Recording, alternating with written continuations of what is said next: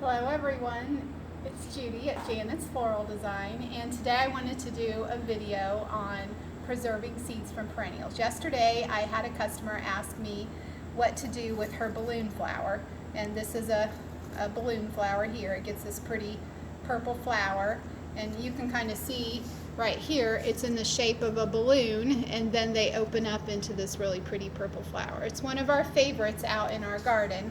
When it's in full bloom, it's just beautiful. They make great cut flowers, which we discovered this year, and if you cut it back, you'll get a lot of blooms again. And this stem, you can see it's got buds all the way up the stem, and you can see here we had cut it back. So that's one of the benefits of cutting back perennials, or at least a lot of them.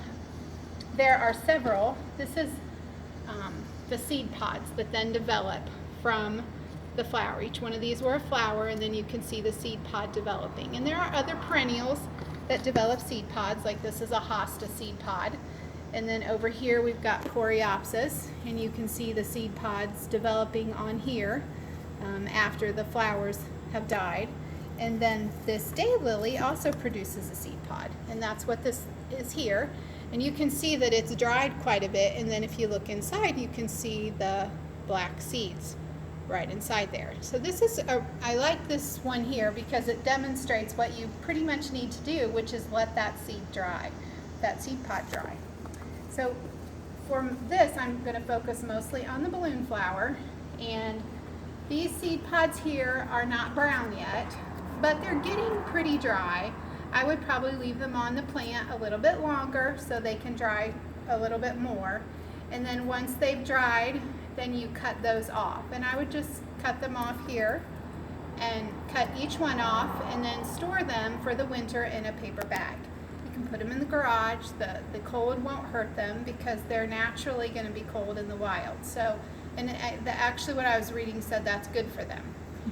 So when you do that, then in the spring, you'll pull these pods back out and you'll open them. Well, first you want to prepare your soil. So I've done that here. I've got a tray of soil, and I moistened it yesterday. It looks like it really could have been moistened again today before we did this. So you just moisten. You want sopping wet, but you want to moisten it. Then you'll open up your seed pod, and this one probably was pretty ready to go because you can see all those seeds, and you just shake them off in your hand. So I've got quite a number of seeds there, and then you'll just sprinkle them in your soil, and there's even more in here. Each one of these pods has got a lot of seeds in it. So if you harvested all of the pods from a plant, you'd have hundreds. You probably don't need that many, but you want several of these pods, and you'd sprinkle them on here, and then you just lightly cover them again with soil. And if you don't feel like it's moist enough, not sopping wet, but if it's not damp, you need to moisten that soil again. Then you'll take your plastic wrap and cover it. You're pretty much creating a greenhouse effect when you do that.